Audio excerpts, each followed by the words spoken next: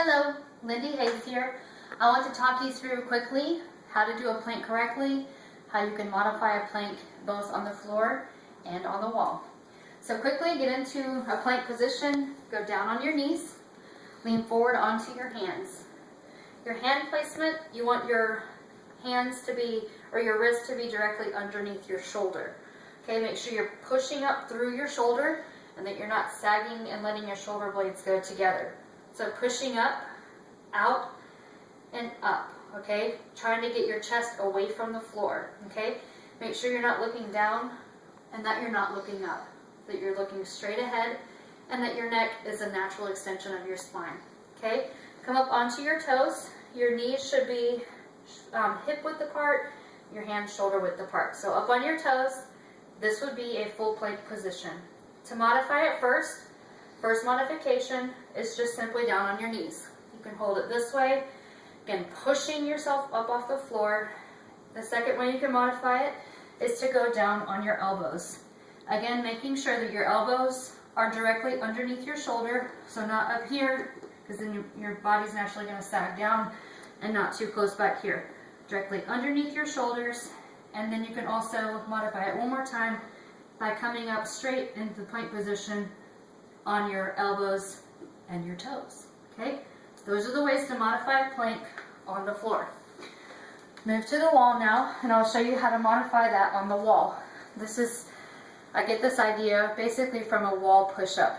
Someone who's trying to learn how to do a full push-up can start by getting their strength by doing it on the wall instead of on the floor. So when you're over here, we're just going to do the plank, not the push-up. Okay, you want to get, again, just as if you're on the floor, get your shoulder and your wrist in a line, okay? And you can simply step back from the wall. The more you step away from the wall, obviously the more weight you're going to be distributing. And as you step back, you're going to have to move your hands down to keep them in line with your shoulder, okay? You can also increase your strength by letting your arms bend a little. You could do this also on your elbow. So there's different ways. Use the same positioning of your body that we did on the floor, making sure that your shoulder and elbow are in line, or your wrist and your shoulder, either way, and you can bend it as needed, okay? So again, I would start maybe two feet length away from the wall, just depending on how much you want to go to begin with. Leaning into the wall and just holding, engaging your core, pulling your belly button into your spine, and as you increase your strength, stepping further away, moving your hands down as necessary, and further away. So eventually, as you can see, I'm getting more of my body weight as I'm engaging more of my body and getting further away from the wall.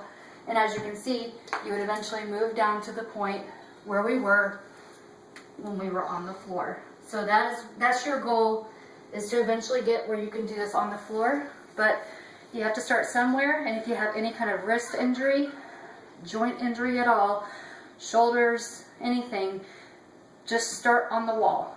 That's the place to start. Okay, that way you don't have your body weight working against you. Thanks.